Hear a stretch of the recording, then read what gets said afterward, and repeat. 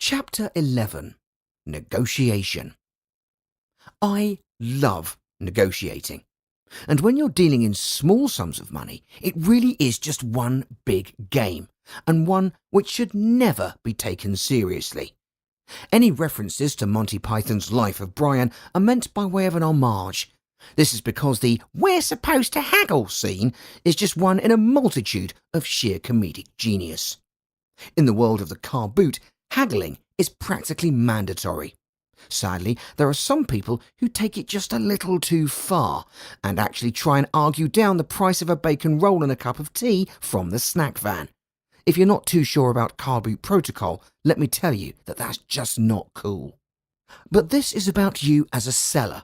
And firstly, we need to talk about your valuation of your stuff. A wise man once told me that things are only worth what people are prepared to pay for them. That's very true. Most people need a starting figure to help start the process. When someone asks you the price of something, the response of "make me an offer" simply doesn't work. Many of them will just put it back down and walk off, which has always struck me as weird. No, seriously, can we talk about that for a second? You pick something up, which means it's of interest to you. You ask the merchant, sure, let's go with merchant for this bit, how much it is. And he hands you a golden ticket. He's literally just told you to name your price. You could be walking away with a brand new Blu-ray player for 20p, but instead, you shake your head, put it down, and walk away. What the actual heck? Look, my kids might be listening. It happens to me every single sale I go to, and I still just cannot understand it. I'm sure some smarter observer of anthropology might suggest that we all stem from a tribal culture, where it was important that a leader was asserted quickly.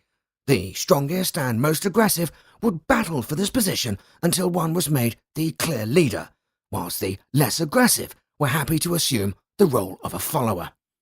Evolve us through several million years, and two of the less aggressive members of the tribe are faced with a power struggle. One of them has picked up the rock but doesn't want to declare his dominance, for fear that he will be challenged by the other larger and hairier members of the tribe. The other one is happy to part with the rock, but does not want to be thought of as weak by the first, and so proposes a trade through a series of grunts and bizarre hand gestures. And so we arrive at an impasse. The first warrior wants the rock, the second warrior wants to part with the rock, but regrettably, nobody gets the rock, and the first warrior retreats to his cave. Yes, indeed, some smarter observer might think that.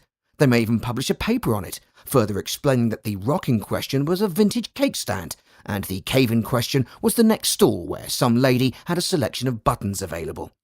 To those who share my intellectual plane, let's just agree that some people are prats.